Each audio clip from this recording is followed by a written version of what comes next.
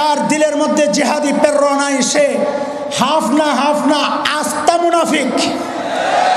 যার দিলের মধ্যে জিহাদি প্রেরণা নাই সে হাফ না কি মুনাফিক? আরে বলো না ভয় লাগে? আমি কি জঙ্গিবাদের কথা বলতেছি? আমি কি সন্ত্রাসের কথা বলতেছি? আমি কোরআনের একটা পবিত্র ইবাদতের কথা বলতেছি। নামাজ যেমন ফরজ, সময়ে জিহাদও ফরজ। তুমি কিভাবে বলো জিহাদি বই ধরা পড়ছে? আহারে মুসলমান, ইমান চলে যাবে। জিহাদ তো কোনো অপরাধের নাম নয় যে তার বই ধরা পড়লে তুমি বলবা ধরা পড়ছে। জিহাদ কি অপরাধ? ইমান কেমনে থাকে আমি বুঝে আসা মানুষ। খবরদার খবরদার, জঙ্গি বলো, সন্ত্রাসী বলো, যা মনে চায় তাই বলো, টেরোরিস্ট বলো, যা মনে চায় তাই বলো, একটা ব্যাখ্যা দেওয়ার সুযোগ থাকে। ডাইরেক্ট যদি তুমি জিহাদকে আক্রমণ করো, খোদার কসম, খোদার কসম, খোদার কসম, ইমান থাকতে পারে না, ইমান থাকতে পারে না, ইমান থাকতে পারে না। পূর্বপুরুষদের হিস্টোরি ওই কথা বলে না। পূর্বপুরুষদের হিস্টোরি বলে তারা উত্তরবঙ্গকে আমার এই সোনার বাংলাদেশের মানচিত্র থেকে বিচ্ছিন্ন করতে চায়। তাদের পূর্বপুরুষের হিস্টোরি বলে পার্বত্য অঞ্চলকে মানচিত্র থেকে বিচ্ছিন্ন করতে চায়। তাদের উদ্দেশ্যে আমাদের এই প্রজন্মের পয়গাম, তোদের পূর্বপুরুষের হিস্টোরি আমাদের জানা, আমাদের পূর্বপুরুষের হিস্টোরিও তোদের জানা দরকার। আমাদের আকাবিরদের হিস্টোরি হচ্ছে, আমার আকাবিরের রক্ত যখন এই উপমহাদেশের জমিন স্পর্শ করেছিল, ব্রিটিশ লাল কুত্তারা পালাতে বাধ্য হয়েছিল। আমার আকাবিরের ইতিহাস হচ্ছে আফগানিস্তানের জমিন যখন রক্ত স্পর্শ করেছে, সাম্প্রতিক কালে নাকে খত দিয়া আমেরিকার লাল কুত্তারা গাট্টি কান্দে নিয়ে পালাতে বাধ্য হচ্ছে। কথা বলেন ঠিক কিনা? এটা হচ্ছে আমার আকাবিরের ইতিহাস। তাদের রোহানি সন্তানরা একই ইতিহাস কায়েম করতে চায়, তবে সাথে নতুন আরেকটা সংযুক্তি লাগাইতে চাই। তোদের পূর্বপুরুষরা তো পালাতে পেরেছিল। নতুন প্রজন্মের অন্তরে এতটা ক্ষোভ জমে আছে, একবার যদি সুযোগ পাই, একবার যদি আল্লাহ মাহমুদ শফির ডাক আসে, খোদার কসম একটাকেও পালাতে দেওয়া হবে না, পালাতে দেওয়া হবে না।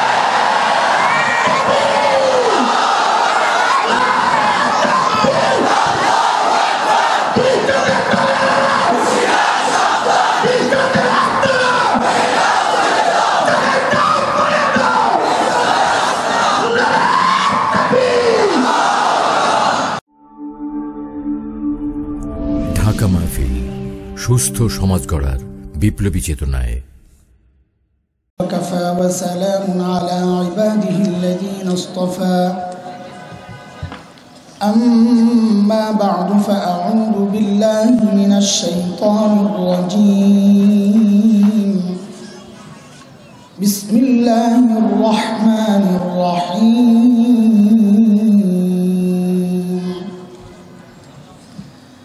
لقد من الله على المؤمنين إذ بعث فيهم رسولا من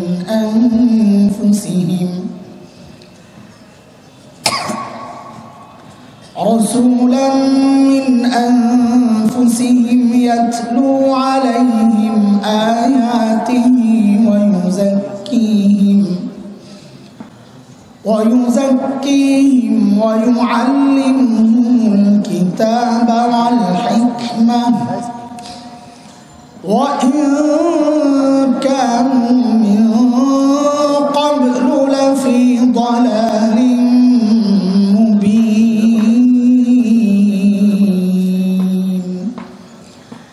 آمنت بالله صدق الله العلي العظيم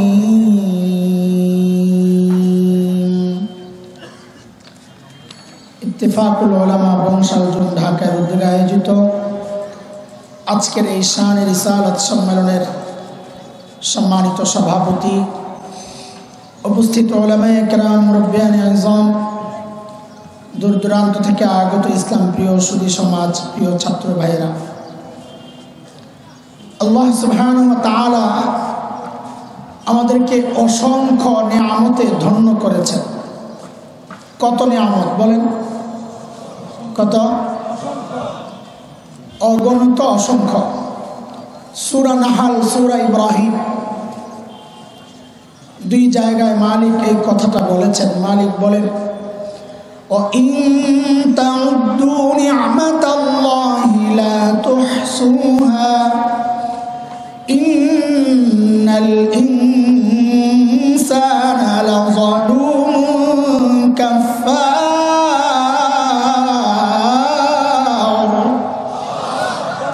এই আয়াতে মালিক বলেন, বান্দা এত এত নিয়ামত দিছি, নিয়ামত যদি গনে শেষ করতে পারবে না। আলহামদুলিল্লাহ, এই নিয়ামতগুলোর মধ্যে সর্বশ্রেষ্ঠ নিয়ামত কি? কুরআন আল কারীমের বর্ণনা ভঙ্গি থেকে আমরা যা বুঝি, সর্বশ্রেষ্ঠ নিয়ামত দুইটা। আমরা যখন কারো উপর অনুগ্রহ করি, দয়া করি, তখন খোটা দেওয়ার ক্ষেত্রে সবচাইতে বড় দয়াটা নিয়েই খোটা দেই। যেমন কাউকে কখনো আপনি 1000 টাকা দিয়ে সহযোগিতা করেছেন, আবার একদিন 1 লক্ষ টাকা দিয়েও সহযোগিতা করেছেন। খোটা দেওয়ার ক্ষেত্রে কিন্তু আপনি বলবেন, তোকে না একদিন 1 লক্ষ টাকা দিছিলাম। ছোট অনুগ্রহের কথা কেউ বলে না, বড়টার কথাই বলে। কুরআন আল কারীমের মধ্যে আল্লাহ তাআলা দুই জায়গায় খোটা দেওয়ার শব্দ মান বাকি আল্লাহর শানে আমরা খোটা দেওয়া এই তর্জমা করব না। আমরা বলবো আল্লাহ অনুগ্রহ প্রকাশ করেছেন। আল্লাহ, নবী আলাইহিস সালাম, হযরতে সাহাবায়ে কেরাম, তাদের শানে শব্দ ব্যবহার করার ক্ষেত্রে চূড়ান্ত সতর্ক থাকা উচিত। এটা ঈমান। তো আমরা বলবো আল্লাহ দুই জায়গায় নিয়ামতের উপর অনুগ্রহ প্রকাশ করেছেন। মুফাসসিরিনে কেরাম বলেন, যেহেতু এই দুই জায়গায় আল্লাহ অনুগ্রহ প্রকাশ করেছেন, বোঝা গেল এই দুইটা নিয়ামত আল্লাহর পক্ষ থেকে আমাদের জন্য সবচাইতে বড় নিয়ামত। এর মধ্যে একটা হচ্ছে সূরা হুজুরাতের শেষ আয়াতের আগের আয়াত। আল্লাহ একটা অনুগ্রহ প্রকাশ করছেন এইভাবে, ইয়ামুন্নুনা আলাইকা আন আসলামু কুল লা তামন্নু আলাইয়া ইসলামাকুম বালিল্লাহু ইয়ামুন্নু আলাইকুম আন হাদাকুম লিল ঈমান ইন কুনতুম সাদিকিন।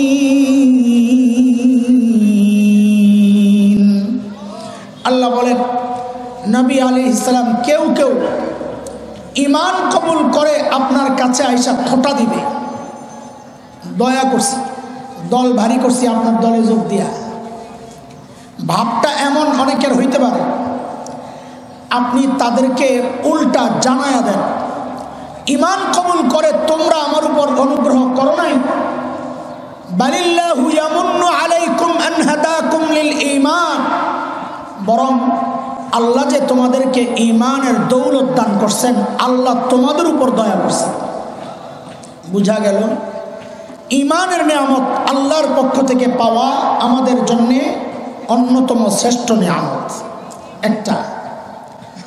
আরেকটা নিয়ামতের ক্ষেত্রেও আল্লাহ শব্দ মান ব্যবহার করেছেন, যে আল্লাহ দয়া করেছেন, আল্লাহ অনুগ্রহ প্রকাশ করতেছেন।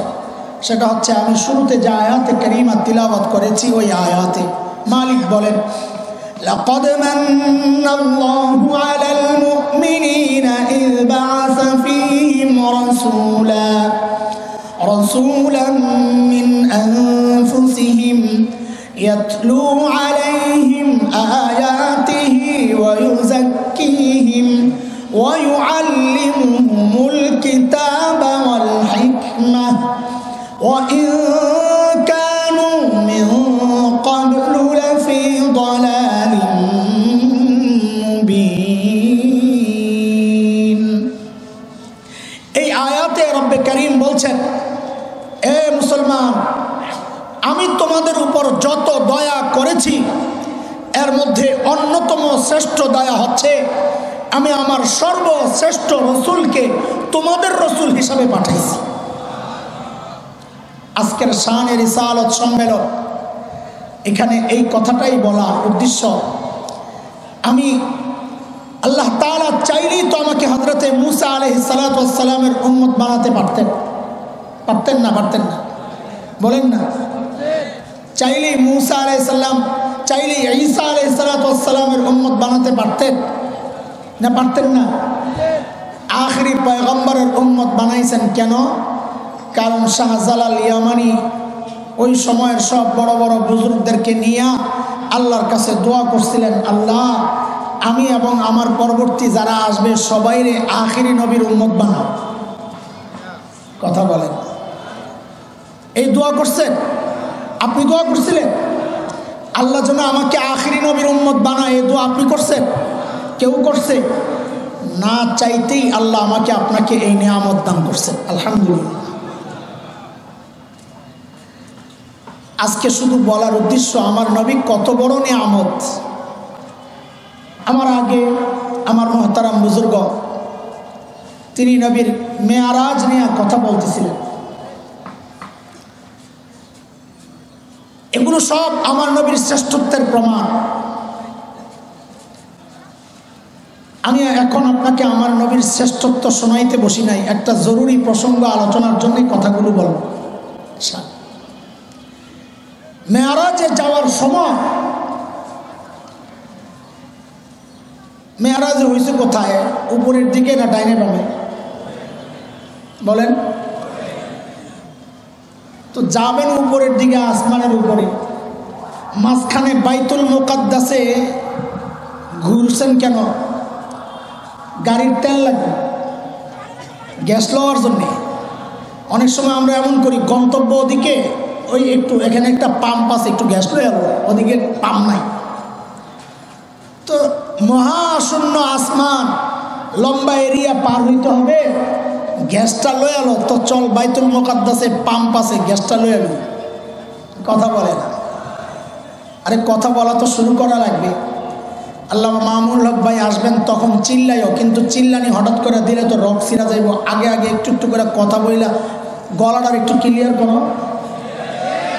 এখন বাড়িস দেখছেন অবস্থা, কিছু শব্দের প্রভাব আছে। ওই যে ওই দেওয়ালের মধ্যে লেখা রাখছে হিনা মমনু তাবাউল, আরবি দিয়া লেখছে, এখানে পেশাব করা নিষেধ। যে পাবলিক পেশাব করব, যে আরবি জানে এই জায়গায় পেশাব করবে না। যে আরবি জানে সেইভাবে পেশাব, যে জানে না সেই তো দেওয়ালে এসে পেশাব করবে, কিন্তু সে জানে না এটা কি লেখা। আরবি দেখে ওরে বাপরে, এই জায়গায় পেশাব করা যাবে না, আমার পেশাব বন্ধ হয়ে যাবে, যন্ত্র নষ্ট হয়ে যাবে ওই জায়গায় পেশাব করলে। মানে কি? কোরআনের ভাষা ব্যবহার করলেই মানুষ অপরাধ থেকে বিরত থাকে, তাইলে কোরআনের বিধান কায়েম করলে অপরাধ কেমনে করবে? কিছু বিষয় আছে উচ্চারণ করলেই এর একটা সাইড এফেক্ট, প্রভাব। মামুন ভাইয়ের নাম বলছি, এখন গলা ক্লিয়ার হয়ে গেছে। তো এবার কথা কই, পানি খাওয়ার সুন্নত এই নিয়ে একটু আগে গলা ভিজাও, এরপরে একটু খাও, শেষ ঢুকে পুরোটা খাইও। হঠাৎ করে খাইলে গলা আটকে যেতে পারে, আগে গলাটা একটু ক্লিয়ার করবে না? তোরা একটু গলাটা ক্লিয়ার কর। হুজুর আসতেছে, হুজুর গলার ক্লিয়ার করতেছেন মিছিলের মধ্যে, আমি খবর নিছি। মিছিলে গলা ক্লিয়ার করতেছেন, এখানে আইসা বাকিরা করবে ইনশাআল্লাহ। বাইতুল মুকাদ্দাসে কেন গেলেন আল্লাহর নবী? কারণ আল্লাহ তাআলা সমস্ত নবীদের থেকে একটা ওয়াদা নিয়েছিলেন, ওয়াদা। وَإِذْ أَخَذَ اللَّهُ مِيثَاقَ النَّبِيِّينَ لَمَا آتَيْتُكُم مِّن كِتَابٍ وَحِكْمَةٍ ثُمَّ جَاءَكُمْ رَسُولٌ مُّصَدِّقٌ لِّمَا مَعَكُمْ لَتُؤْمِنُنَّ بِهِ وَلَتَنصُرُنَّهُ قَالَ أَأَقْرَرْتُمْ قَالُوا أَقْرَرْنَا قَالَ فاشهدوا وأنا معكم من الشاهدين আল্লাহ সব নবীদের ঠিকা ওয়াদা নিছেন, আমার নবীরা আমি আপনাদেরকে কিতাব দিয়েছি, হিকমা দিয়েছি, পেয়েছেন আপনারা, কিন্তু আমি একটা ওয়াদা নিতে চাই। আমার শ্রেষ্ঠ নবী আখিরি পয়গম্বর যখন আসবেন তখন আপনাদের একটা দায়িত্ব আছে, আদায় করবেন কিনা? কি দায়িত্ব? দুইটা। লা তুমিনুন্না বিহি ওয়া লা তানসুরুন্না, আমার ওই নবীর উপর ঈমান আনা লাগবে, আমার নবীকে সাহায্য করা লাগবে। আপনারা রাজি? আরে আপনারা না, নবীদেরকে আল্লাহ জিজ্ঞেস করতেছেন। সব নবীরা বলেছেন আকরার না, আমরা রাজি। এই যে নবীরা আল্লাহকে বলেছেন আমরা রাজি, আল্লাহ তাআলা আমার নবীকে সর্বোচ্চ মর্যাদা দেওয়ার জন্যে মক্কা থেকে ডাইরেক্ট মেরাজে না নিয়া বাইতুল মুকাদ্দাস থেকে ঘুরায় আনছেন। কেন?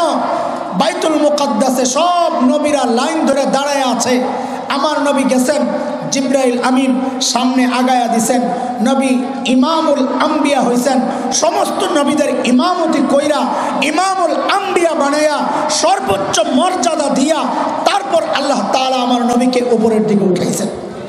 ভাই এই পানি, এই ফিক্কা ফিক্কি চলবে না, আশ্চর্য।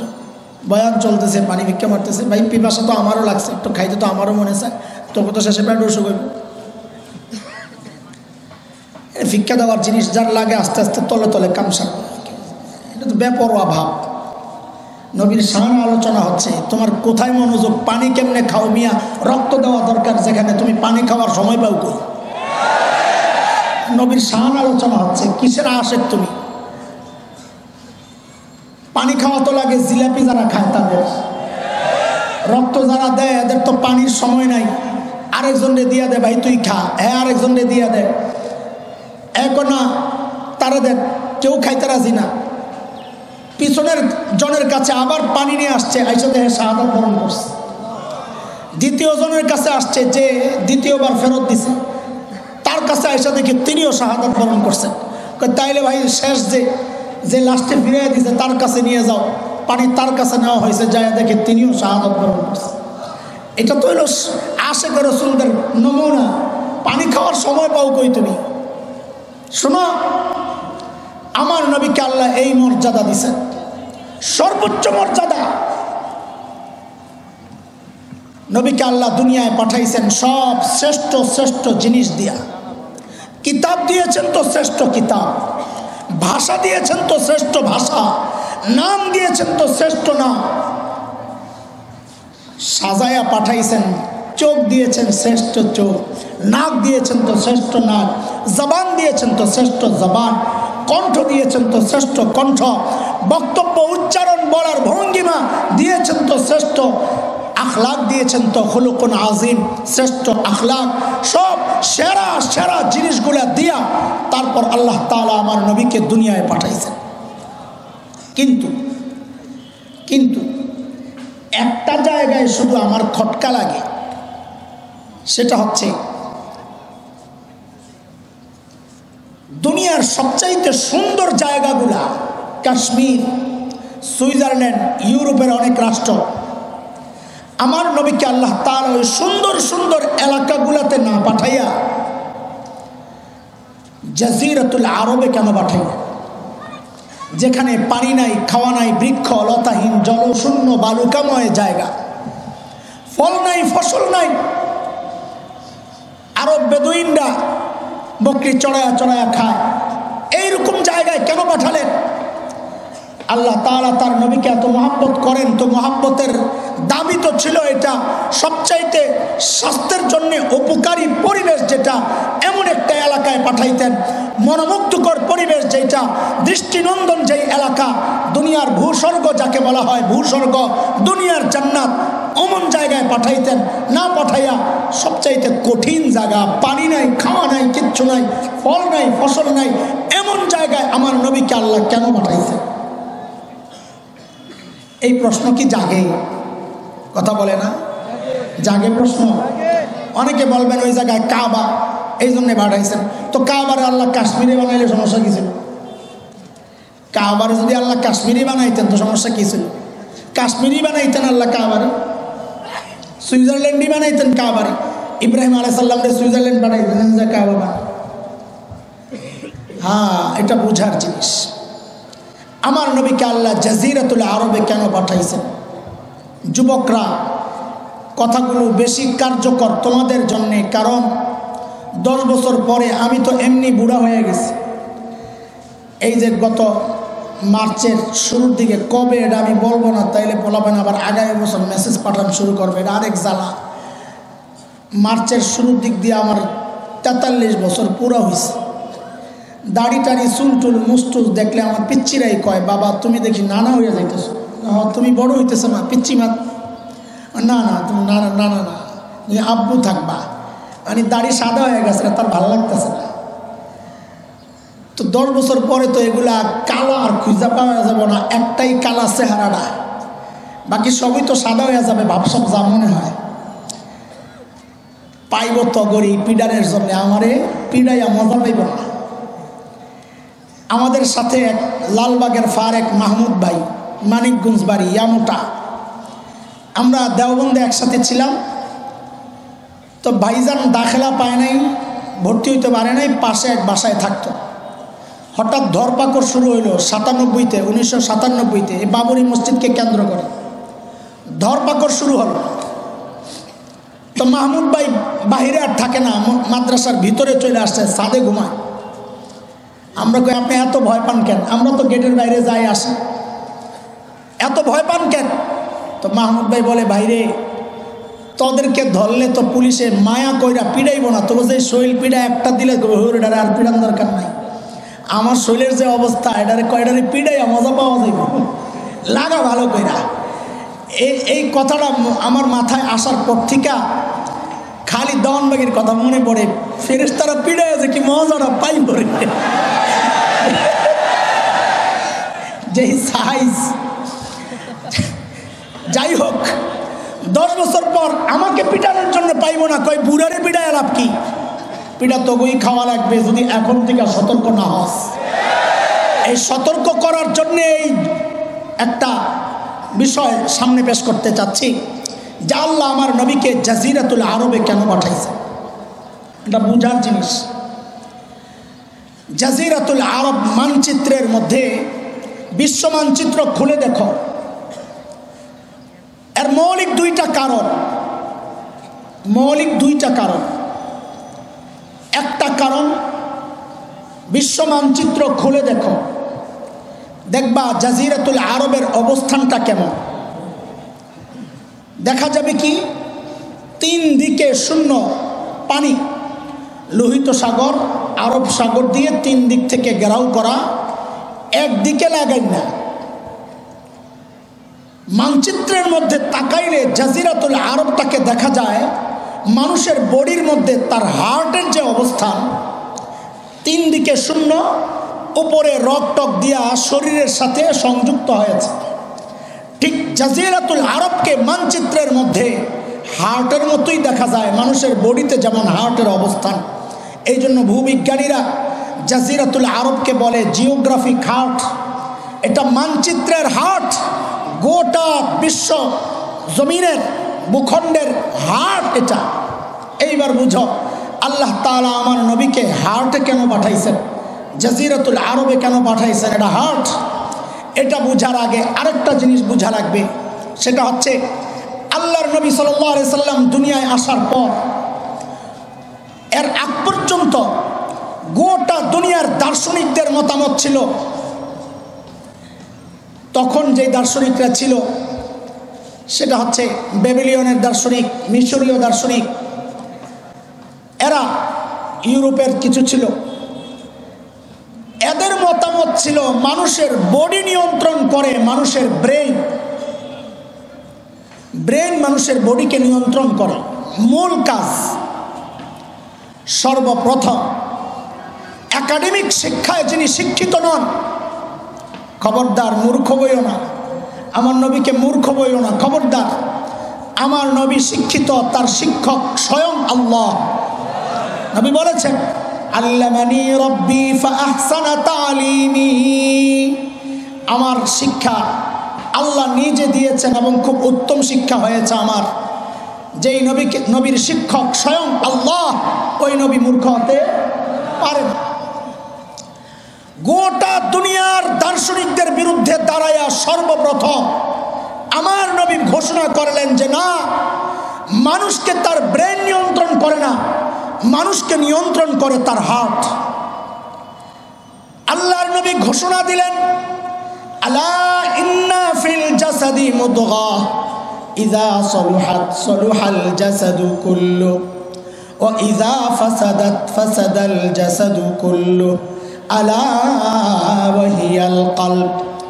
এরে আমার উম্মত, মানব দেহের ভেতরে একটা গোশতের টুকরা আছে। এই গোশতের টুকরাটা যদি ঠিক হয়ে যায় গোটা দেহকে, গোশতের টুকরাটা যদি নষ্ট হয়ে যায় গোটা বডির মধ্যে পচন ধরবে। আল্লাহর হাবিব বলেন ওই গোশতের টুকরাটার নাম হইল কলব, কলব হার্ট। এইবার বুঝেন আল্লাহ তাআলা আমার নবীকে ওই হার্টে কেন পাঠাইছেন।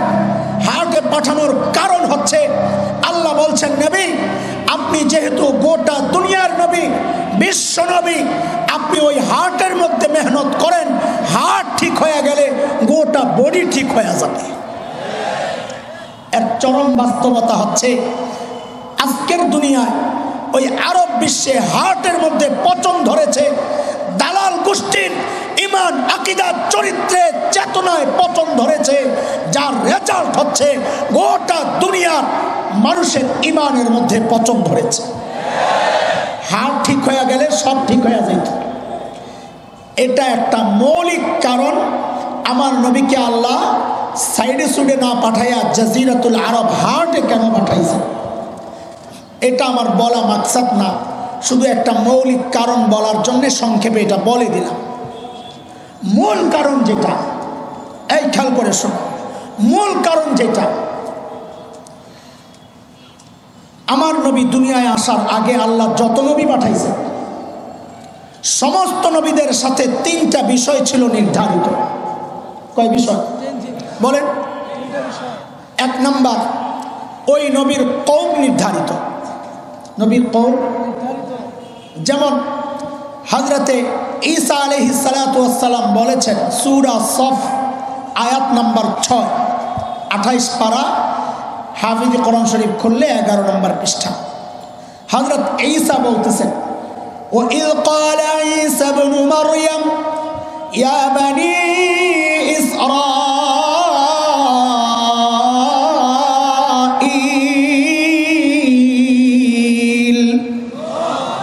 إِنِّي رَسُولُ اللَّهِ إِلَيْكُمْ।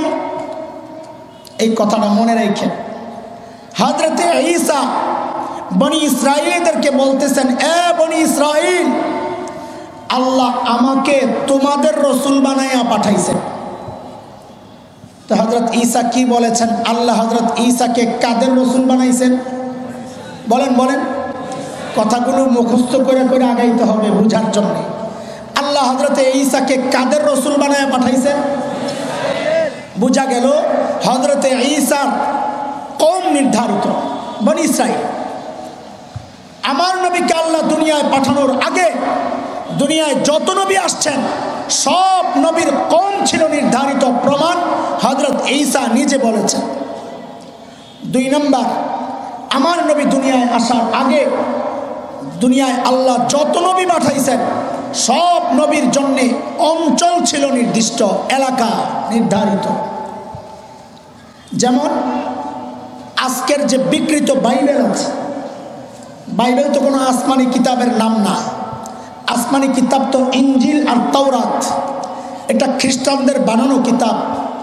ওই বিকৃত বাইবেলের মধ্যে হযরত ঈসার এই বক্তব্যটা আসছে। হযরত ঈসা বলেছেন, আল্লাহ আমাকে ফিলিস্তিনের একটা নির্দিষ্ট অঞ্চলের জন্য পাঠাইছে। তাইলে কি পাইলাম আমরা? আমার নবী দুনিয়ায় আসার আগে আল্লাহ যত নবী দুনিয়ায় পাঠাইছেন সব নবীর কওম ছিল নির্দিষ্ট। কি ছিল? কওম নির্দিষ্ট, যাদের জন্য পাঠাইছেন তারা নির্দিষ্ট। খেয়াল করে শুনুন। 2 নম্বর, আমার নবী আসার আগে আল্লাহ যত নবী পাঠাইছেন সব নবীর অঞ্চল ছিল নির্দিষ্ট। 3 নম্বর, আমার নবী দুনিয়ায় আসার আগে আল্লাহ যত নবী পাঠাইছেন ওই নবীদের টাইম ছিল নির্দিষ্ট। কি ছিল? টাইম ছিল নির্দিষ্ট। আমার নবী বিশ্ব নবী মুহাম্মদুর রাসূলুল্লাহ সাল্লাল্লাহু আলাইহি ওয়াসাল্লামকে আল্লাহ পাঠাইছেন, তার কওম নির্ধারিত না। তিনি ইহুদিরও নবী, তিনি খ্রিস্টান, বৌদ্ধ, মুশরিক, মগ, মুরাং, গারো, চাকমা, কুকিল, সাঁওতাল, টিপরা, দুনিয়ায় যত জাতি আছে সব জাতির জন্য আমার নবী নবী। তিনি বিশ্ব নবী, তার এলাকা নির্দিষ্ট না।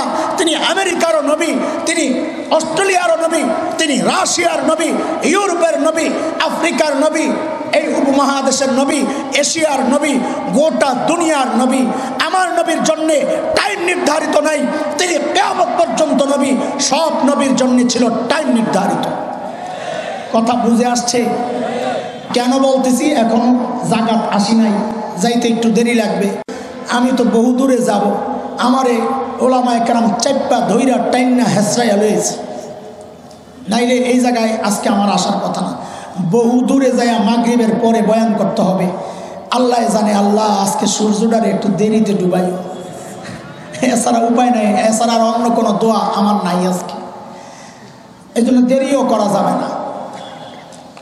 কি বুঝাইতে চাইতেছি এটা বুঝার আগে ছোট্ট একটা কথা বোঝাই।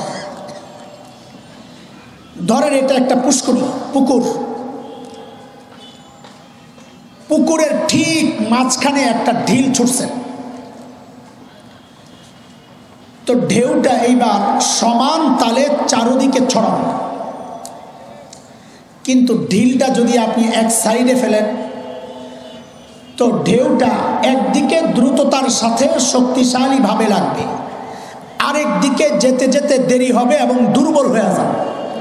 ঠিক আছে কথা? আমার নবী যেহেতু বিশ্ব নবী, গোটা দুনিয়ার নবী, এই জন্য আমার নবীকে আল্লাহ দুনিয়ার সাইডে সুইডে পাঠান নাই, কাশ্মীরে পাঠান নাই, ইউরোপে পাঠান নাই। কেন? কারণ তিনি বিশ্ব নবী। আল্লাহ মাঝখানে পাঠাইছেন যেন হেদায়েতের নূর সমান তালে চারদিকে ছড়ায় যায়। এইবার একটা গল্প শুনেন, কিসসা। হ্যাঁ, খামাকা কিসসা বলি না আমরা, হাতে সময় নাই, কিসসাটা বলতেছি পুরাপুরি বোঝার জন্য। আমাদের একজন বড় মুফাসসির ছিলেন আল্লামা আব্দুল গফফার রহমতুল্লাহ আলাইহি, নাম মনে আছে? পোড়া কপাল, পোলা পাই, এগুলোর ধরে আচ্ছা মতো পিড়া লাগানো দরকার। এই কোণা থেকে এই কোণা পর্যন্ত একটা একটা করে যদি জিজ্ঞেস করি, এই তাহিরি হুজুর চিনস? হুজুর চিনি, ওই ডাইলা দেওয়া হুজুর না? সবগুলো চিনবে, অথচ পোড়া কপাল আব্দুল গফফার রহমতুল্লাহ আলাইহি চিনে না। আরে যাদের তাফসীরের কারণে ময়দান তৈরি হয়েছে, যার কারণে আজকে আমরা কথা বলতে পারতেছি।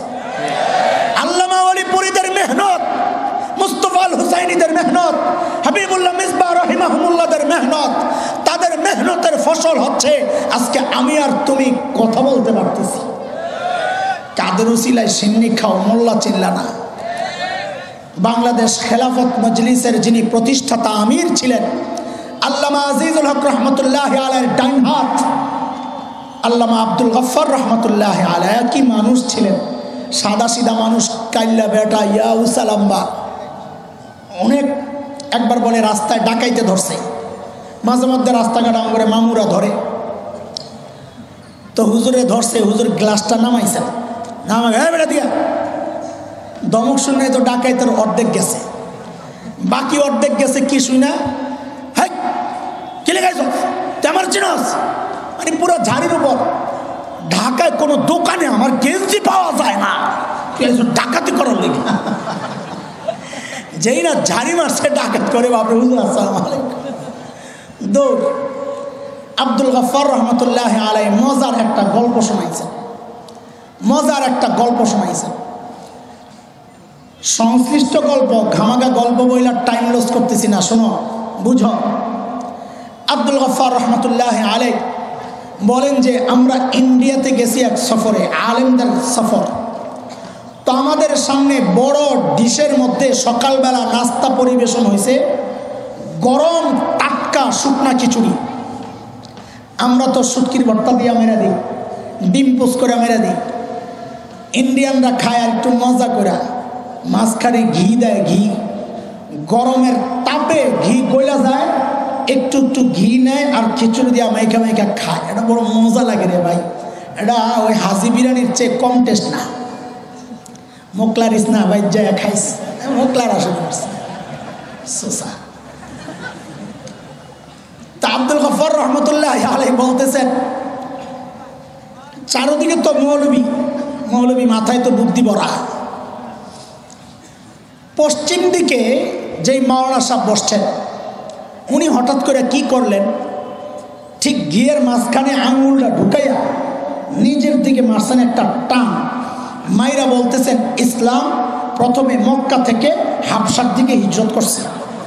মানে ওই ঘিরে বানাইছে ইসলাম, কারণ ইসলাম তো গোটা দুনিয়ার মাঝখানে, আর হাবশা হইল মক্কা থেকে পশ্চিম দিকে। আজকের দুনিয়ায় লোহিত সাগরের পশ্চিম পার ইথিওপিয়া, ইরিত্রিয়া যেই অঞ্চল, এটা ছিল নবীযুগের হাবশা বা আবিসিনিয়া। তিনি কি করছেন, ঘিয়ের মধ্যে আঙ্গুলটা ঢুকাইয়া নিজের দিকে টান মারছে, ইসলাম প্রথমে মক্কা থেকে হাবশার দিকে হিজরত করছে। ঘি তো গরমে গইলে গেছে না, এখন সব ছুটছে হাবশার দিকে। পূর্ব দিকে যাই মাওলানা বসছে, উনি দেখছে ভাব তো খারাপ, উনি তাড়াতাড়ি আঙ্গুল দিয়ে নিজের দিকে মারছে আরেকটা।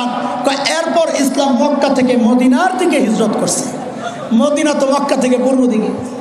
আব্দুল গফফার সাহেব কারবারটা দেখছো, ঘি তো সব হাবশা আর মদিনার দিকে যাইতেছে, আমি খাবো কি? আমি তাড়াতাড়ি হাতাগুলা বটলাম, বইটা ঘিটারে পুরা খিচুড়ির মধ্যে মাখলাম আর বললাম, এরপর ইসলাম গোটা দুনিয়ায় ছড়াইয়া গেছে। এরে দোস্ত, আল্লাহ আমার নবীকে গোটা দুনিয়ায় মাঝখানে পাঠানোর এটা একটা কারণ, যেন ইসলামের নূর সমান তালে সারা দুনিয়ায় ছড়ায়া যায়। এইবার লাইনে আসো, এতক্ষণ কেন চিল্লাইলাম, এই কথাগুলো এতক্ষণ কেন বললাম? জরুরি একটা কথা শোনো রে যুবক, বাংলাদেশের আকাশে শকুনের আনাগোনা পরিলক্ষিত হচ্ছে। আজকে আমার স্বাধীনতা বিপন্ন কেন? কারণ হচ্ছে তোমার হয়তো খবর নাই, সব দায়িত্ব মৌলবীদের। স্বাধীনতা বিপন্ন হবে, ওই খবরও মৌলবীদের নেওয়া লাগবে। আল্লাহর নবীর খতমে নবুয়ত আক্রান্ত হবে, ওই দায়িত্ব মৌলবীদের নেওয়া লাগবে। ঈমান আকীদা ধ্বংসকারী হিজবুত তাওহীদ প্রতিরোধ করার জন্য ওই মৌলবীদেরই বক্তব্য দেওয়া লাগবে, ভূমিকা রাখা লাগবে। তারপরেও বলবা এই মৌলবীরা সব হিংসুটে মাওলানা। এত উদার তুমি হিংসুটে না, কই ঘাতক মোদিকে প্রতিহত করার জন্য তোমার তো একটা বক্তব্য শুনলাম না। আজকে কোথায় তোমাদের মাহফিলগুলোর 10 লক্ষ শ্রোতা আজকে কোথায় গেল আমরা জানতে চাই। ওই জালেমদেরকে প্রতিহত করতে ওই ডাইল খাওয়া কওমি মৌলবীদেরই আশা লাগে। নাস্তিক মুরতাদ প্রতিরোধ করতে ওই ডাইল খাওয়া মুসুরির ডাইল, আবার ফ্যান্সি ডাইল মনে করিস না, আবার মুসুরির ডাইল খাওয়ার জন্য অবই আশা লাগে, তগরে পাওয়া যায় না। যা খালি তগর টার্গেট সংসদের দিকে, আমাদের টার্গেট মদিনার দিকে। তোর টার্গেট সংসদে যায়া রাষ্ট্র ক্ষমতা পরিচালনা করা, আমার টার্গেট মদিনা ওয়ালার সুন্নত জমিনে জিন্দা করা। উত্তরবঙ্গ, পঞ্চগড়, ঠাকুরগাঁও, দিনাজপুর, কুড়িগ্রাম, সীমান্ত এলাকা, শেরপুর, জামালপুর, পার্বত্য অঞ্চল, কথাগুলো অনেকে বিশ্বাসও করতে চায় না। কয়েকদিন আগে টেলিভিশনে প্রোগ্রাম করে একটা হাসাহাসি করায়, কি নাম, বাংলা হানিফ সংকেত সাহেব এক বুড়া ডাক্তার রেস জাতির সামনে পেশ করল। কি ডাক্তার? ইউরোপ থেকে চলে আসছে নিজের সব ভোগ বিলাস বাদ দিয়া, কত বড় বুজুর্গ, জনগণের সেবায় নিজেকে উৎসর্গ করেছে। খবর নিয়ে দেখা গেল জনগণের সেবার নামে জনগণের সবচেয়ে মূল্যবান সম্পদ ঈমান, এই সম্পদকে ডাকাতি করতে আসছে। এনজিওগুলা ওই উত্তরবঙ্গ পাহাড়ি অঞ্চল, সীমান্ত অঞ্চলের মানুষের সরলতা, মূর্খতা, দারিদ্রতা, এই তিনটা দুর্বলতার সুযোগ নিয়ে প্রলোভন দেখায়া কোরআনের ভুল ব্যাখ্যা দিয়া শত শত নয়, হাজার হাজার নয়, লক্ষ লক্ষ ঈমানদারকে বেঈমান বানাচ্ছে। গত কয়েক বছর আগে আমরা গেলাম দিনাজপুর পার্বতীপুর একটা থানা, সেখানে মুরতাদ ভাইদের কাছে দাওয়াত পৌঁছাইতে গেলাম যেন তারা ইসলামে ফেরত আসে। এনজিওরা পুলিশের কাছে যায় নালিশ করলো, ঢাকা থেকে কিছু মৌলবী আসছে, এরা বিশৃঙ্খলা সৃষ্টি করতে চায়, এখানে মারামারি হবে, কাটাকাটি হবে। পুলিশ আমাদেরকে ডাকালো, আপনারা কারা, কেন আসছেন, কি চান, কি আপনাদের উদ্দেশ্য? আমাদের সরল জবাব, ভাই আমরা ঢাকা থেকে আসছি, নিরীহ মুসলমান ইমানদার, আমার ভাইকে ভুল বুঝায়া মুরতাদ বানানো হয়েছে, তাদেরকে দাওয়াত দিয়া ইসলামের সুশীতল ছায়াতলে আবার ফেরত আনার জন্য আমরা আসছি, আর কোনো টার্গেট নাই। তখন পুলিশ আমাদেরকে একটা প্রশ্ন করেছে, এই প্রশ্নের উত্তর দেওয়ার জন্য আমি এত লম্বা কথাগুলো বলেছি। খেয়াল করেন, আজকের বহু মডারেট মুসলমানের মাথায় এই একই প্রশ্ন ঘুরে, পুলিশের প্রশ্ন, আচ্ছা হুজুর বলেন, মুসলমান ইসলামের শুরু থেকে আজ পর্যন্ত বিভিন্ন ধর্মের মানুষকে দাওয়াত দিয়ে দিয়া খ্রিস্টান বানাইছে, মুসলমান বানাইছে। আজকে ইসলামের দাওয়াত আমেরিকায় চলে, ইসলামের দাওয়াত ইউরোপ, অস্ট্রেলিয়া, আফ্রিকায় চলে, গোটা দুনিয়ায় চলে। আমরা যদি ভিন্ন ধর্মের মানুষকে দাওয়াত দিয়ে মুসলমান বানাইতে পারি, আমরা যদি আমেরিকায় যায় ইসলামের দাওয়াত দিতে পারি, তো খ্রিস্টানরা ইউরোপ আমেরিকা থেকে বাংলাদেশে আইসা তাদের ধর্মের দাওয়াত দিয়া মুসলমানকে খ্রিস্টান বানাইলে সমস্যাটা কোথায়? নাউজুবিল্লাহ, তো বর্ষ বুঝা বর্ষ কিনা আল্লাহ জানে। স্পষ্ট কথা, এই প্রশ্ন তার মাথায় জাগবে যে তার নবী চিনে। কেন? এটা একটু বুঝেন। খ্রিস্টানরা কেন বাংলাদেশে আইসা খ্রিস্ট ধর্মের দাওয়াত দিতে কেন পারবে না? বুঝেন, এটা কোতোয়ালি নালালবাগ সংসদীয় আসন বলেন, ঢাকা ৭। এক সময় তো শওকত সাহেব এমপি ছিলেন বিএনপির, তারও আগে আসছে যেমন হারুন রশিদ সাহেব ছিলেন, লম্বা টাইম হাজী সেলিম সাহেব এমপি, ঠিক আছে। পাশের আসনে এক সময় খোকা সাহেব এমপি ছিলেন, এখন কাজী ফিরোজ রশিদ। উদাহরণগুলো কেবলই উদাহরণ বুঝার জন্যে। শওকত সাহেবের কিছু সমর্থক, কোন শওকত সাহেব? যিনি অনেক আগে এমপি ছিলেন, এখন এমপি বহু আগে, তার সেশন আউট হয়ে গেছে বহু আগে। খুব খেয়াল করেন, তার কিছু সমর্থক কোতোয়ালিতে যায়া ফিরোজ রশিদ সাহেবের অফিস দখল করছে। দখল করে দাবি করলো আজকে থেকে এই এলাকায় শওকত সাহেব মরা যা আছে, মরা হোক জিন্দা হোক, হেই এমপি। এখন ফিরোজ রশিদ সাহেবের সমর্থকরা বসে বসে ফুলের তোড়া দিবে না সাইজ করবে? কারণ কি? অপরাধ করছে দুইটা। শওকত সাহেবের সমর্থকরা অপরাধ করছে কয়টা? খেয়াল করে বলেন, কয়টা? দুইটা। এক নম্বর অপরাধ, যেই ব্যক্তির এমপি এমপি হওয়ার দাবি করতেছে, ওই ব্যক্তির এমপিগিরি বর্তমানে নাই, সেশন আউট হয়ে গেছে বহু আগে। করছিলা এমন একজন একটা কর্তা যিনি এখনো এমপি। 1 নম্বর অপরাধ, তিনি তো এখন এমপি না। 2 নম্বর অপরাধ, করছো লালবাগি কর্তা, কোতোয়ালিতে যায় করলা কেন? ওইটা তো তার আসনই না। অপরাধ কয়টা? এখন যদি শওকত সাহেবের সমর্থকদেরকে পিডায়া কেউ জমিনের সাথে শোয়া দেয়, বিচার বসলে আপনি কি বলবেন? ভুলটা যারা পিটাইছে তারা করছে, না যারা এই আকাম করছে তারা করছে? তুই এই কাজ কেন করলি? শওকত সাহেব তো এখন এমপি না, তুই এই কাজ কেন করলি? এমপি ছিলেন তিনি, লালবাগে করছিলি এখানেই করতি। কোতোয়ালিতে যায় কোন মরার জন্য গেছিলি তুই? মাইর খাইছস ঠিকই আছে, এমন ব্যাককলগুলা মাইর খাওয়া দরকার, এমন ফাজিলার বদমাশগুলার মাইর খাওয়া দরকার। কথা ঠিক আছে? বুঝছেন এটা ভালো মতো না? হ্যাঁ, ধর্মীয় ব্যাপার আসলে আর বুঝতে চান না, এগুলা খুব ভালো বুঝেন। আরে শুনেন, খ্রিস্টানরা ইউরোপ আমেরিকা থেকে বাংলাদেশে আইসা যদি দ্বীনের দাওয়াত দেয়, 2 অপরাধ করার কারণে শওকত সাহেবের সমর্থকদেরকে আপনারা পিটাইলেন।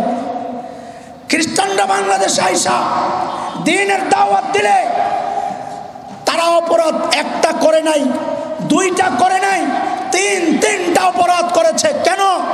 1 নম্বর অপরাধ, তাদের নবীর কওম নির্ধারিত বনি ইসরাইল হযরত ঈসাকে আল্লাহ মুসলমানদের নবী বানায়া পাঠান নাই। 1 নম্বর অপরাধ। এত মডারেট চাইছো না, বুঝো আগে গোড়ার থেকে কথা বের করো। 1 নম্বর অপরাধ, তারা যেই ধর্মের প্রচার করছেন ওই ধর্মের নবীকে আল্লাহ পাঠাইছেন বনি ইসরাইলের জন্য। কারণ হযরত ঈসা নিজে বলেছেন, ইয়া বনি ইসরাইল ইন্নী রাসূলুল্লাহি ইলাইকুম। 1 নম্বর অপরাধ। 2 নম্বর অপরাধ, হযরত ঈসা আলাইহিস সালামকে আল্লাহ বাংলাদেশের নবী বানায়া পাঠান নাই, তাকে তো ফিলিস্তিনের একটা নির্দিষ্ট অঞ্চলের জন্য নবী বানাইছেন। কারণ আল্লাহ আমার নবী বিশ্ব নবী আসার আগে সব নবীকে পাঠাইছেন, কওম নির্ধারিত ছিল, অঞ্চল নির্ধারিত ছিল। 3 নম্বর অপরাধ, আল্লাহ তাআলা একজন নবীকে কিয়ামত পর্যন্ত নবী বানাইছেন। আমার নবী কিয়ামত পর্যন্ত নবী, তার টাইম নির্ধারিত না। হযরত ঈসার টাইম ছিল নির্ধারিত, তার ওই নবুয়তের টাইম 10 আর 15 বছর আগে ডেট এক্সপায়ার হয় নাই, সেশন শেষ হয় নাই। নবী ঈসার টাইম তো 1500 বছর আগে শেষ হয়ে গেছে। অপরাধ কয়টা করছে? 3টা। 2 অপরাধের কারণে কাউকে পিটাইলে যদি অপরাধ না হয়, 3 অপরাধের কারণে তাদেরকে পিটাইয়া জমিনে ঢুকায়া দেওয়া দরকার ছিল। কত বলে ঠিক কিনা? কথা শোনেন, মিছিল পরে করেন, স্লোগান পরে দিয়েন, মাউন্ট ভাই আসুক, আমি কথা বইলা যাইগা। হ্যাঁ, শুধু বুঝেন কিনা আগে বুঝেন, বুঝার কথায় বলা চেষ্টা করতেছি বুঝায় বলার জন্য। মৌলিক বিষয়টা কি? অনেকে মূল না বুঝা তালে তাল মিলায়, তো ঠিকই আছে, তারাও দাওয়াত দেখ, আপনারাও দেন, সমস্যা কি? আরে না, সমস্যা নাই, মানে বড় সমস্যা। বলে আপনি আমেরিকায় যায় দাওয়াত দেন যে? হ্যাঁ দিব তো, আমার নবী তো বিশ্ব নবী, আমার নবী আমেরিকার নবী, কাজী ইসলামের দাওয়াত আমেরিকায় চলবে। আমার নবী বিশ্ব নবী, তিনি অস্ট্রেলিয়ার নবী, এই জন্য ইসলামের দাওয়াত অস্ট্রেলিয়ায় চলবে। আমার নবী বিশ্ব নবী, তিনি ইউরোপের নবী, ইসলামের দাওয়াত ইউরোপে চলবে, রাশিয়ায় চলবে, আফ্রিকায় চলবে, গোটা দুনিয়ায় চলবে, কিয়ামত পর্যন্ত চলবে। অন্য কোনো ধর্মের প্রচার বাংলাদেশে কেন, দুনিয়ার কোথাও চলতে পারে না, বাংলাদেশেও চলতে দেওয়া হবে না, চলতে দেওয়া হবে না।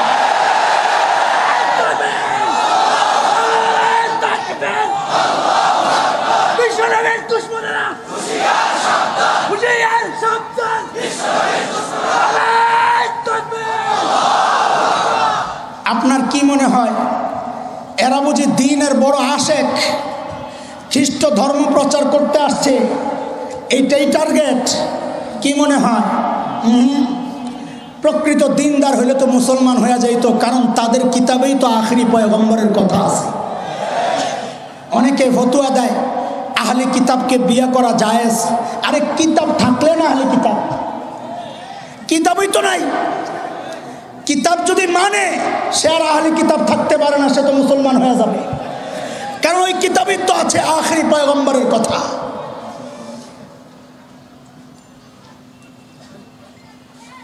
তো কেন আসছে? দ্বীনের দাওয়াত না দেওয়ায় যদি মূল মাকসাদ না হয়, বলে পূর্বপুরুষের হিস্টোরি টান দাও তো বুঝবা কেন আসছে। এই ইংরেজ লাল কুত্তাদের পূর্বপুরুষের হিস্টোরি টান দাও, বেশি দূরে যাওয়া লাগবে না, 200-250 বছর পেছনে যাও, দেখো 1757 তারা কি জন্যে ঢুকছিল। দেখো 1600 শতাব্দীর শেষ দিকের হিস্টোরি টান দাও, 1700 শতাব্দীর শুরুর দিকের হিস্টোরি টান দাও। ব্যবসা করতে আসছে। কি জন্যে? ব্যবসা করে জায়গা কিনে, ব্যবসা করে জায়গা কিনে গোলাম বানাইছে কিছু কুলাঙ্গারকে। আজকে যারা ভারতের হত্যাকর্তা নিজেদেরকে মনে করে, ওই সমস্ত হিন্দুদেরকে নিজেদের গোলাম আগে বানাইছে। বিশ্বাস হয় না? দিল্লির ওই গেট, দিল্লি গেট, কুতুব মিনারের কাছে যায় দেখো, দিল্লি গেটের মধ্যে স্বাধীনতা আন্দোলনে মৃত্যুবরণকারীদের লিস্ট আছে 90,000-এর উপরে। সেখানে 60,000-এর উপরে খালি মুসলমানের নাম আছে, বাকি 30,000 সব ধর্মের মিলাইয়া। এখন বুঝো স্বাধীনতার জন্য প্রাণ কারা দিয়েছে। ইতিহাস তোমাদের কাছেই আছে, আমাদের বলার দরকার নেই। ইংরেজরা এই দেশে ঢুকে আস্তে আস্তে আস্তে আস্তে শাসন করা শুরু করলো। প্রথমে নিজেদের অনুগতদেরকে দিয়া শাসন করালো, এরপর পুরা ক্ষমতা দখল করে পুরা উপমহাদেশ নিজেদের আয়ত্তে নিয়ে আনল। এটা হচ্ছে পুরান ইতিহাস। সাম্প্রতিক কালের ইতিহাস হচ্ছে পূর্ব তিমুর, ইন্দোনেশিয়া, মুসলিম রাষ্ট্র, অস্ট্রেলিয়ার সাগরের পাশের এলাকা ঘেঁষে একটা অঞ্চল পূর্ব তিমুর। সেখানে মানুষকে দাওয়াত দিয়ে দিয়া খ্রিস্টান বানায়া এক সময় মুসলমান খ্রিস্টানদের মধ্যে দাঙ্গা বাঁধাইয়া দিল। দাঙ্গা বাঁধাইয়া জাতিসংঘ অপেক্ষায় ছিল। দাঙ্গা বাঁধাইয়া পূর্ব তিমুরের স্বাধীনতা ঘোষণা কইরা মুসলিম রাষ্ট্র ইন্দোনেশিয়াকে টুকরা টুকরা করা হলো। সুদান ইসলামী রাষ্ট্র, দক্ষিণ সুদান তেল সমৃদ্ধ এলাকা। খ্রিস্টানরা টার্গেট করলো দক্ষিণ সুদানকে, তেল সমৃদ্ধ অঞ্চলকে। মানুষকে দাওয়াত দিয়া খ্রিস্টান বানায়া নিজেরাও এলাকা কিনে পুরা এলাকায় নিজেদের নিয়ন্ত্রণ প্রতিষ্ঠা করে। এক সময় মারামারি শুরু হলো, মুসলমান খ্রিস্টানদের লড়াই। জাতিসংঘ দক্ষিণ সুদানকে স্বাধীনতা ঘোষণা দিয়ে দেয়। ইসলামী রাষ্ট্র সুদানের তেল সমৃদ্ধ অঞ্চলটা হাতছাড়া হয়ে গেল। তুমি কি মনে করছো বাংলাদেশেও তারা খ্রিস্ট ধর্ম প্রচার করতে আসছে? জি না, ওই জন্য আসে নাই। পূর্বপুরুষদের হিস্টোরি ওই কথা বলে না। পূর্বপুরুষদের হিস্টোরি বলে তারা উত্তরবঙ্গকে আমার এই সোনার বাংলাদেশের মানচিত্র থেকে বিচ্ছিন্ন করতে চায়। তাদের পূর্বপুরুষের হিস্টোরি বলে পার্বত্য অঞ্চলকে মানচিত্র থেকে বিচ্ছিন্ন করতে চায়। তাদের উদ্দেশ্যে আমাদের এই প্রজন্মের পয়গাম, তোদের পূর্বপুরুষের হিস্টোরি আমাদের জানা, আমাদের পূর্বপুরুষের হিস্টোরিও তোদের জানা দরকার। আমাদের আকাবিরদের হিস্টোরি হচ্ছে, আমার আকাবিরের রক্ত যখন এই উপমহাদেশের জমিন স্পর্শ করেছিল, ব্রিটিশ লাল কুত্তারা পালাতে বাধ্য হয়েছিল।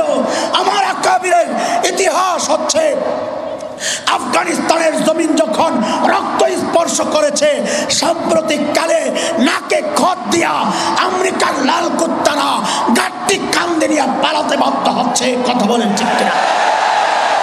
এটা হচ্ছে আমার আকাবিরের ইতিহাস।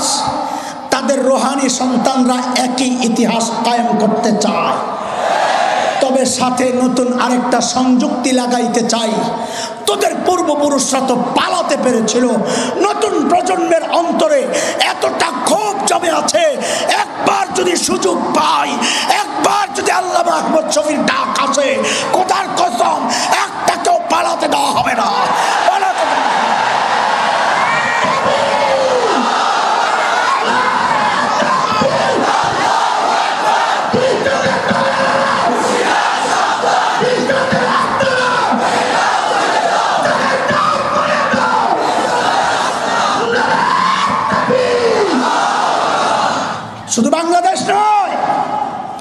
শুধু বাংলাদেশ নিয়ে স্বপ্ন দেখি না আমরা, আমার নবী বিশ্ব নবী আমাদের স্বপ্ন বিশ্বব্যাপী।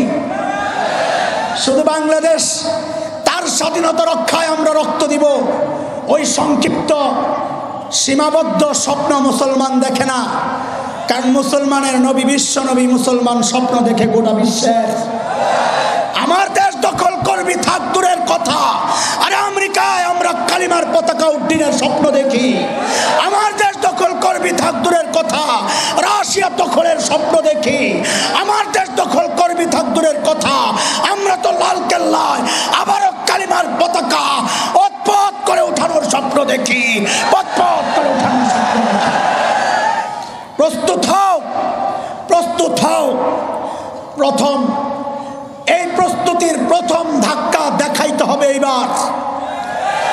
আমার আকাবিরের যদি ডাক আসে, যেই বিষাক্ত নরখাদকের হাত মুসলমানের রক্তে রঞ্জিত, ওই মোদি যদি বাংলার জমিনে পা দেয়, রক্তের বন্যা বয়ে যাবে, রক্তের বন্যা বয়ে যাবে।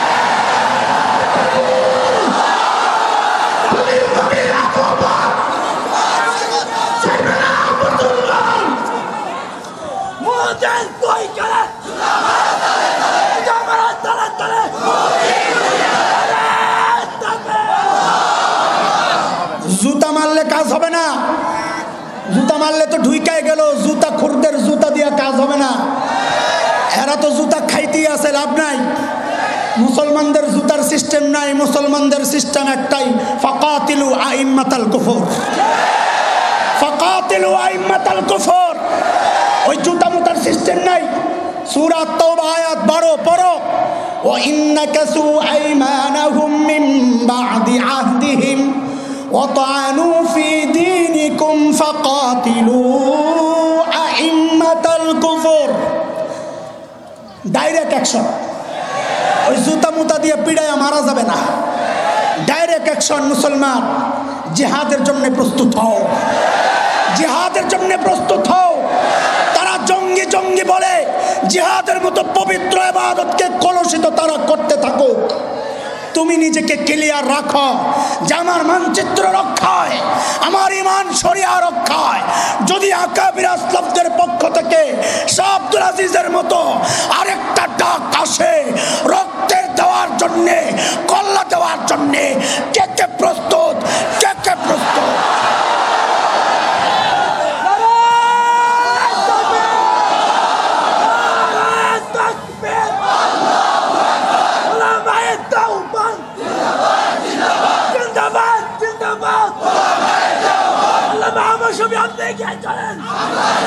বসেন, বসেন। সময় খুব একটা ভালো মনে হচ্ছে না। দিল্লির কিছু ভিডিও আমি দেখেছি, কলিজাটা জ্বলে পুড়ে ছাই হয়ে গেছে, বিশাল অঞ্চল পুড়ে ছাই। এরা কারা? এরা আমার নবীর নিরীহ উম্মত।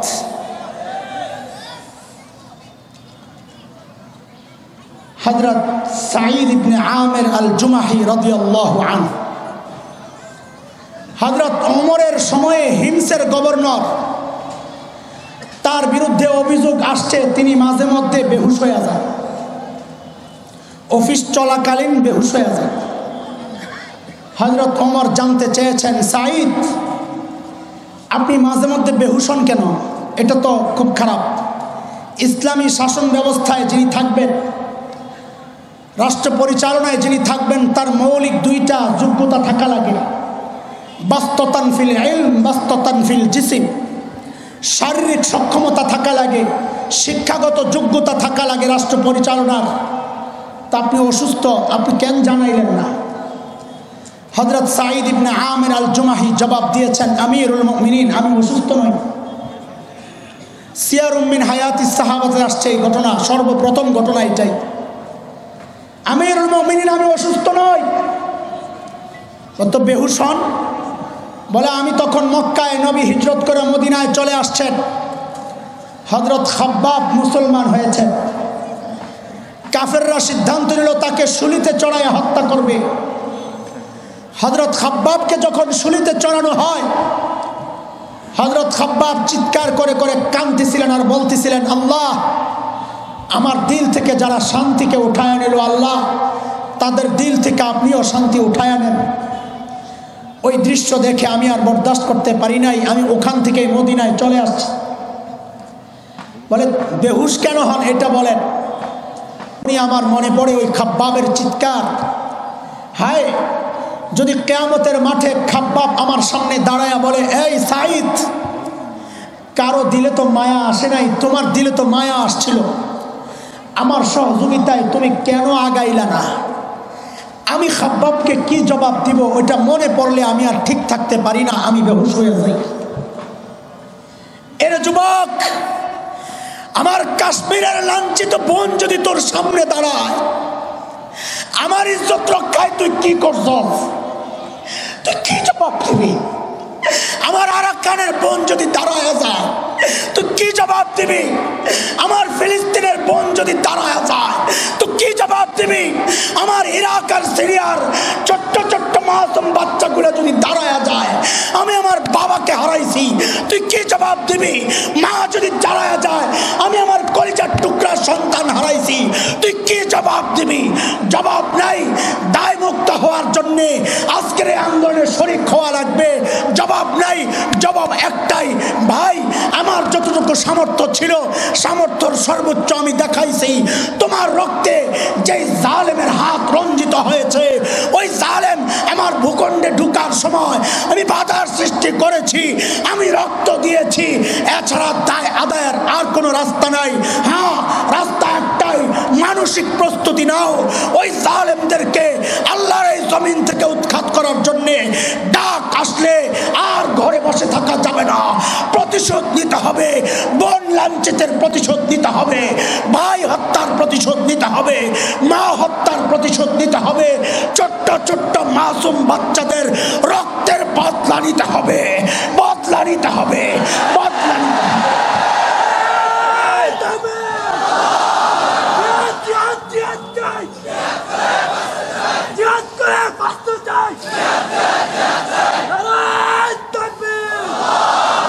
আল্লাহ তাআলা ওই প্রেরণা নিয়ে কবরে যাওয়ার তৌফিক দান করেন। যার দিলের মধ্যে জিহাদি প্রেরণা নাই, সে হাফ না আস্তা মুনাফিক। যার দিলের মধ্যে জিহাদি প্রেরণা নাই, সে হাফ না কি মুনাফিক? আরে বলো না, ভয় লাগে?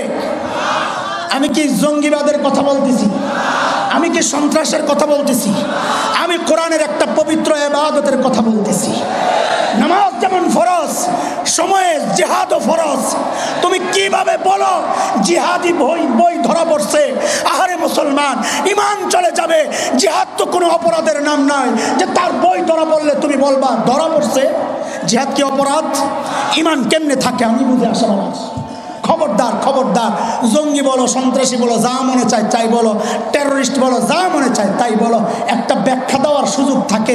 ডাইরেক্ট যদি তুমি জিহাদকে আক্রমণ করো, খোদার কসম, খোদার কসম, খোদার কসম, ইমান থাকতে পারে না, ইমান থাকতে পারে না, ইমান থাকতে পারে না। সাবধান, সাবধান, জবানের হেফাজত করো। এমন কিছু বলা যাবে না যা আমার সবচাইতে মূল্যবান সম্পদ, ইমানের সম্পদ হাতছাড়া হয়ে যায়। আল্লাহ তাআলা এই ইমানটা নিয়ে কবরে যাওয়ার তৌফিক দান করেন। লম্বা সফর আছে, এই জন্যে লম্বা সময় দেওয়া আমার জন্য মুশকিল। যতটুকু দিয়েছি ভাইদের আপনজনদের তাগাদা তাকিদ মিটানোর জন্য দিয়েছি। আল্লাহ তাআলা আপনাদেরকে সহি বুঝ দান করেন। বাংলাদেশকে সব রকমের ফিতনা ফাসাদ থেকে আর জালেমদের জুলুম থেকে, চক্রান্ত থেকে হেফাজত করেন। আমিন। ওয়া আখিরু দাওয়ানা আলহামদুলিল্লাহি রাব্বিল আলামিন। ঢাকা মাহফিল, সুস্থ সমাজ গড়ার বিপ্লবী চেতনায়।